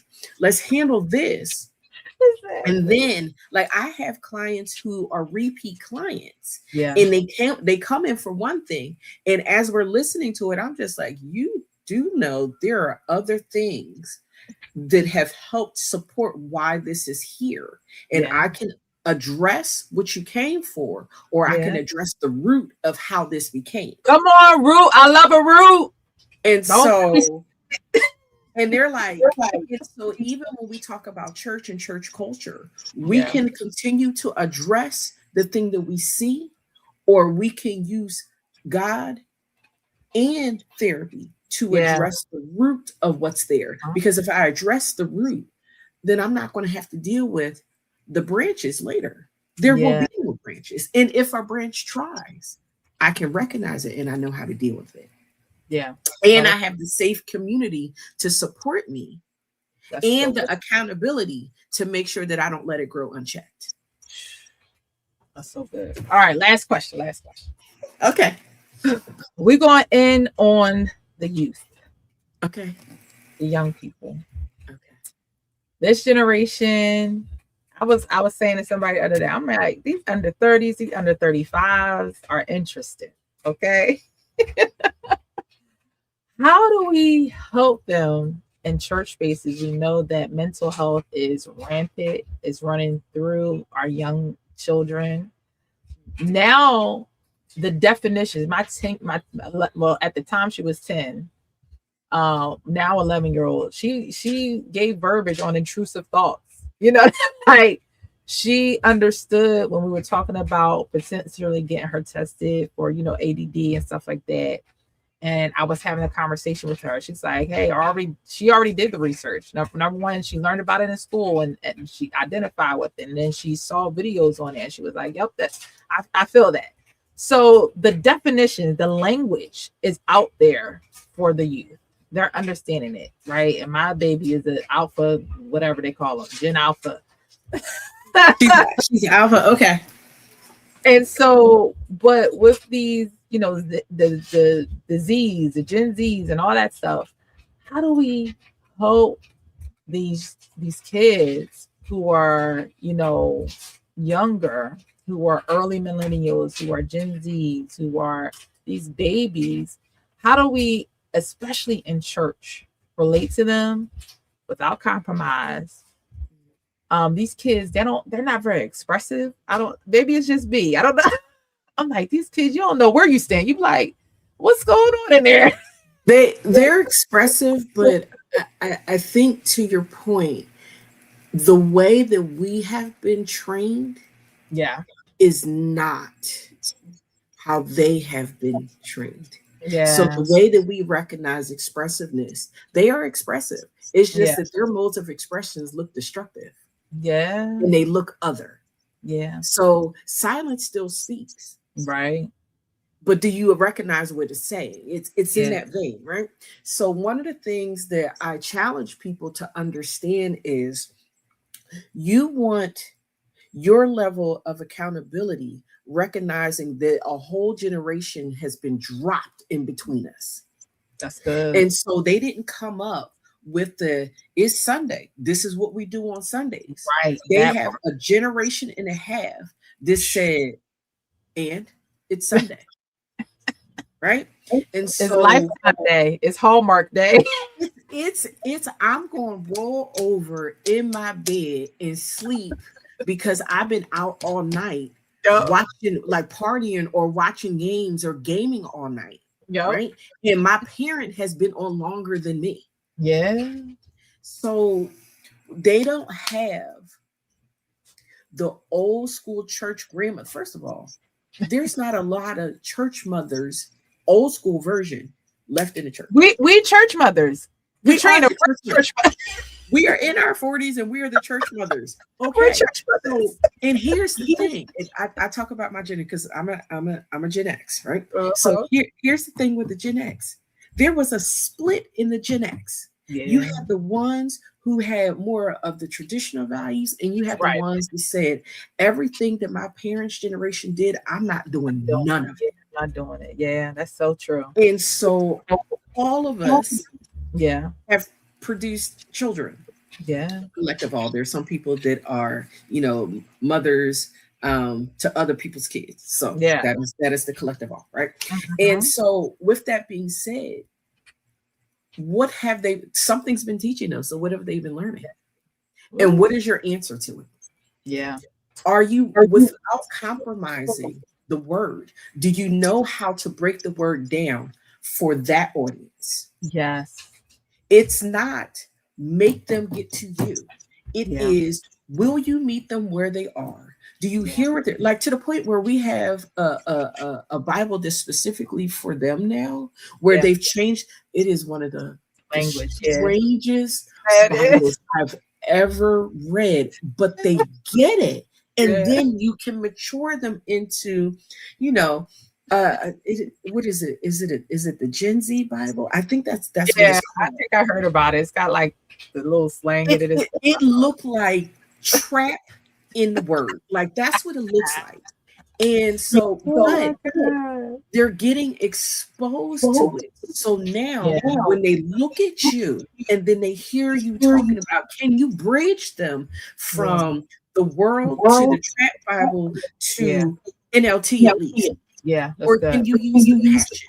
Or can you use the Message Bible? Or can you use like something that speaks regular English for them, so that they can get the concepts and then mature them into, this is what it means to walk it out. That generation, it's I've seen you in Sunday during church shouting and dancing, and then I watched you come out of church and cuss somebody out. You better say it again. And so it's just like, that's why that whole thing about our walk is important. If our walk is opposite than what our word is coming out of our mouth, they're going to believe what you do. So when we talk about reaching them, they're not less passionate. In fact, they're more, here's the thing, they are more committed to things that make sense. So if the things of the enemy make more sense to them, they will go 10 toes down and then take somebody else's toes so they can get to 15. That's what they're going to do. And so they are searching for something. They are searching for belonging. They are searching for identity. And the thing is, if you're coming to them with something that is not authentic, they do not have time for you. Yeah. So when we go back to the beginning of the conversation and we talk about coming to people and recognizing their finiteness and their humanity, if you don't come to those babies with authenticity, you have lost them. That's so good. It doesn't mean that you have to compromise, but it does mean that you need to learn how to be a good translator of the word. That's so good. You need to be a wonderful swordsman. That's so good. With equipping a new group. It kind of reminds me of when David started to get the first 600, like after he defeated Goliath, and then Saul was a little upset with him, and he was trying to kill him and all this other stuff, and he thought that he was just going to make him the commander of the army and be like, all right, go out here, and he was going to die. But that's not what happened, because Saul didn't recognize that that the Lord's hand was on David's life. And so with that, he started to gain notoriety. And then he gave them the rebels, Uh-oh. the misfits. His crew was the misfits, and he turned them into killing machines in the name of the Lord, right? Yeah. And so David was able to speak to that group of folks to train the misfits to be just stealthy for the battles of the Lord. So if he could do it, why can't we? Right. Do you know how to translate the word so that those babies will be 15 toes down for the Lord, like they have been for the enemy, so that they will actually stand up to their friends and be like, well, no, because that ain't what the word says. And God wouldn't be pleased with me if I did that, because we hear them doing it for other things and other people. Yeah. They can do it for Christ. Are you willing to make the adjustment? That's it. So that's how I would answer that. Woo, listen, no, that's so good. I think, trying to help, I think to your point, and even with my kids, 17, 13, 11, just attempting to be the parent that is modeling, because they're seeing, they're observing, trying to be consistent through and through.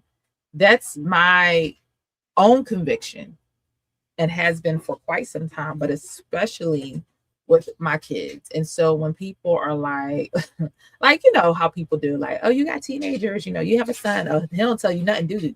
I'm like, no, we talk about everything, actually. What? You're a safe space.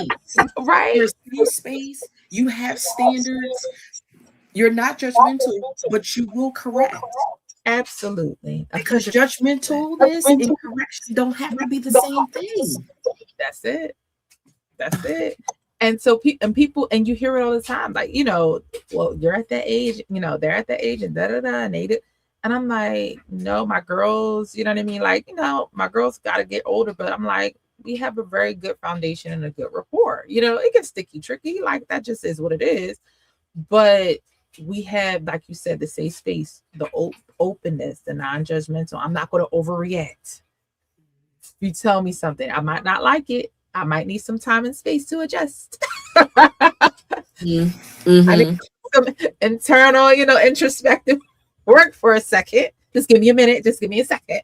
And I let them see me. I'll be like, "Ooh, wow, that's a lot." And I let them see me go through the phases of the struggle and just getting to this place where it's just like, yo, that was a lot. But let me explain to you why it was a lot. And let me tell you what's going on through my thought process, because what I want to show them is healthy conflict resolution. I want to show them healthy emotional regulation at the same time. Otherwise, something and somebody else out there is going to teach them. And the thing that's teaching them out there is that you need an outside numbing source to handle everything that's going on right there. That's it. And I'm just like, so you using something that's mind altering to alter your mind that's already altered? Like, right. That makes sense. You're not lying. Hold on. The ability to see flaws and on the past couple with the willingness to be different and embrace the truth that wasn't all by itself. Yes, a lot of them just desire to be understood. And that's so true. Just listen. I think, we said at the top, in the middle, and in the end. Number one, do what Jesus did. Let's start there. Yes. And all the people that say they know what Jesus did, they done studied the Bible, they read it all. Listen, we really be saying we know the Bible, but we really do not know the Bible, and nor do we model the Bible like we think we do. It's Jesus's model was always very clear. You know what I mean? And we have to get more detailed and slow down in our reading. Me and just Danielle on here say all the time, slow down. Because Jesus modeled how to interact with people, and including this younger generation, like you said, that are unchurched, whose grandma is our age. And she might be unchurched too. That's what I'm saying. She's not the mother of the church. She our age. And so it's like we have to be in a position where we can just be accepted and be loving, correct, as well, but just be open and stuff like that. And like even my son's friends, like even how I interact with them and stuff like that. Even us modeling, like, oh snap, you told your mom that? Your mom not like, yeah, I told my mom that. She know about everything. I told her everything. Like even stuff like that speaks volumes, you know. And so it's just about really talking to these kids and getting to it, whether it's kids, adults, whatever. Just be here, be on the level. Anyway, Be all right, approachable. I'm gonna get you out of here because we can be. This is what I was afraid of. I'm like, we'll be on here all night. I mean, but now people are getting to see what happens when you and I just talk. So it's ridiculous. All right, I'm gonna let you go. Any parting words? I think the parting words are at the end of the day, your humanity. It's about your humanity. You're going to make mistakes. You're going to have rough days, but you're also going to have joyful days. And joy and happiness are two different things. Joy is promised, happiness is fleeting. But the question is, are you going to the Lord? Are you checking with him? Do you have an active, ongoing relationship with the Holy Spirit that you continue to cultivate? Because he is there to help you understand and learn and what have you. And then you can actually ask the Holy Spirit to help you have those conversations with your leader. If you see that that your church does not have a conducive mental health space, will you be the one that just complains about it? Or will you be the one that is being commissioned to help change that? And sometimes the change comes in a challenge, and the challenge is a question. And the question is, how do we make our church a safe space for the unchurched that we are actually seeking? And part of that is making sure that we can meet their spiritual needs as well as their mental health, emotional needs, and their financial needs, and everything in between. Like, how do we do that? I am willing to help. And so that would be the thing. And just be honest with yourself. Like, people, it's a relationship. Relationships are reciprocal. Yeah. The relationship that you have with the Lord, it is reciprocal. It is not even, but it is reciprocal. Just like the relationship that you have with the congregants and the relationships that you have with your leaders, it is reciprocal. Yeah. Stop pretending like people are going to read your mind. The Lord knows, and he still tells you to talk. That's it. That's it. He asks us questions he know the answer to. Right. And be attentively listening to us as we tell him. Absolutely.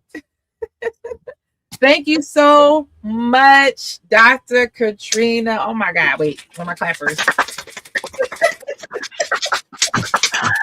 Listen, you are phenomenal. I already knew this would be phenomenal. I did not get to all my notes at all. This is one of my besties on here. Thank you guys. But this was so phenomenal. I'm going to close this out. Don't go anywhere, but I'm gonna close this out. Thank you guys so much for joining me tonight. Oh my God, it was so much to talk about. I don't think we got to all of it, but I'm sure she'll be back. Okay, it's a wrap. She's gonna be back. All right. But tonight was never just about whether the church talks about mental health, but it's about whether the church knows how to carry people well. That's all. How to carry people well. I think the other big thing for me is we don't have to know everything. I don't want any church leader, church member, congregant, whomever, any believer to feel like they have to know it all, have that expertise in all. That's why we are all members of one body. And so where we are deficient, where we are limited, I have my other, I call her every time we're in spaces together. I say, here's my resident therapist. Justina, she's my resident therapist because she is a licensed therapist, praise God, as well. And so I'm like, girl, so if I'm in spaces where, I'm saying things and all that other stuff, I'm like, hey, tag you in, you know what I mean? So it's nothing wrong with being like, how do I do better with this? Holding space for people, making sure I'm caring for them, making sure I'm recognizing them and all that fun stuff. Yes, we definitely need a part 2. How do we get in contact with Dr. K? Hold on. I did forget to ask. While my all of my things are being worked on, you can either contact me via email at bsetfreecounselingministry@gmail.com. Or for now, my my Instagram, it's my personal one, but it is Katrina _ E like an egg _ creates with a K. That is my IG handle. All right. I at least got your email up. All right. Thank you again. All right. So thank you guys again so much for joining me. This was so much. We definitely need to do a part 2. I appreciate that. But again, this is about learning how to carry people well. Can we hold prayer and wisdom together? Can we stop reducing every struggle to one category? Can we stop glorifying obligation and start honoring grace? Can we build church relationships that are healthy, honest, and boundaried? Can we tell the truth without harming people in the process? And can we support the youth with compassion and in clarity? All right. Ministry was never meant to cost people their humanity. It was meant to reflect the heart of Christ. Truth, grace, discernment, compassion, healing, and wisdom. All right. Closing declaration. We always do them. I can serve God with grace, wisdom, healthy boundaries, and truth. I can serve God and his people. Okay. We are to serve one another with grace, wisdom, healthy boundaries, and truth. All right. Listen, if this conversation hits you, I need you to comment grace over obligation. All right. And I need you to do 3 things. Save this. All right. Because this conversation is something that the church needs. That's what we need to hear. Whether you're a leader, a patron, whatever you are, wherever your relationship is to church, you need to hear it. Share it with somebody, sharing in leadership and ministry, counseling, care. And also, of course, if you're watching via YouTube, if you need to subscribe yet, I don't know why you wouldn't have. You need to do so. If you're watching from other platforms, you need to go on and subscribe. Okay. Be sure to comment if you are watching the replay. Thank you guys again so much. I appreciate all the love, all the things. You guys are amazing. It was a great time. Bye.